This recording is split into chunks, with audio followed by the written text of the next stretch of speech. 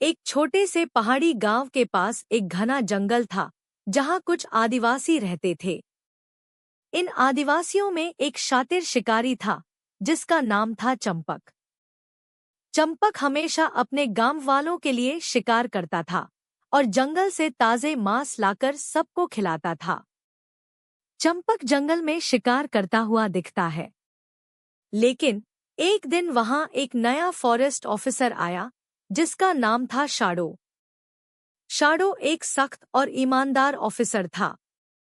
जब वह स्टेशन पर पहुंचा तो कांस्टेबल परदू ने उससे कहा, सर, मैंने आपके बारे में बहुत सुना है।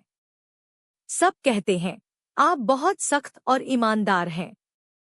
शाडो की ओर कैमरा मुड़ता है। शाडो गंभीर चेहरे से परदू को देखता है। कुछ दिनों बाद गंगोजी ने चंपक को शिकार करने के लिए जंगल में भेजा। वह जंगल में घुसकर जंगली मुर्गे और चीते पकड़ लाया और उनसे शानदार खाना तैयार किया। शाडो और परदू को अच्छी तरह से खाना खिलाया। चंपक शिकार करके वापस लौटता है और स्वादिष्ट खाना तैयार करता है। मेरा चैनल बहुत फेमस है, आप भी जब फ्री हों तो जरूर देखिए, कहकर चंपक चला गया। फिर वह शाडो के पास आया और अपने बारे में बताया, सर, बचपन से ही मैं जंगल में मिलने वाली रेयर फूलों और पौधों को इकट्ठा करता आया हूँ। अगर आपको कुछ चाहिए तो मैं लाकर दे सकता हूँ। चंपक शाडो के पास खड़ा होकर अपना परिचय देता है।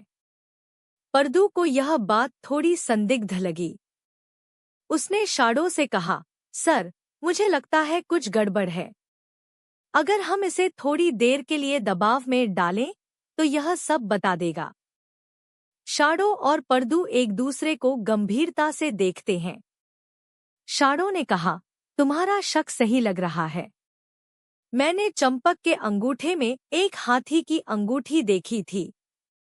कल मैं इसे पकड़कर पूछताछ करूंगा। शाडो परदू के साथ जंगल में बढ़ता है। हमें उस पॉइजन वैली के पास नहीं जाना चाहिए, परदू ने चेतावनी दी। वहां के हर पौधे और कीड़े में जहर है। आदिवासी भी वहां नहीं जाते। वे जंगल के एक रहस्यमय इलाके के पास पहुंचते हैं, लेकिन अचानक कुछ लोगों ने उनसे हमला कर दिया।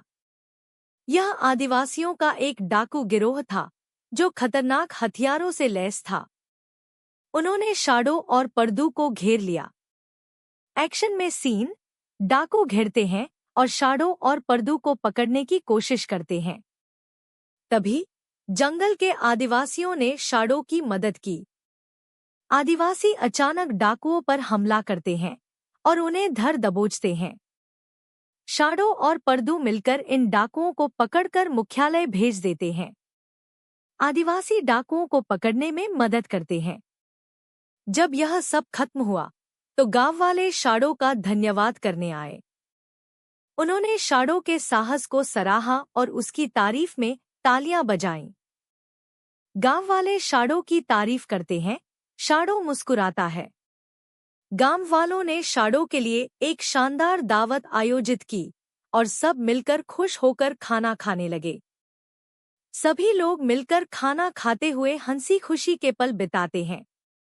यह थी शाडो की बहादुरी की कहानी, जिसने न केवल अपनी जिम्मेदारी निभाई बल्कि जंगल के आदिवासियों और गांव वालों के दिलों में भी एक नया विश्वास स्थापित किया।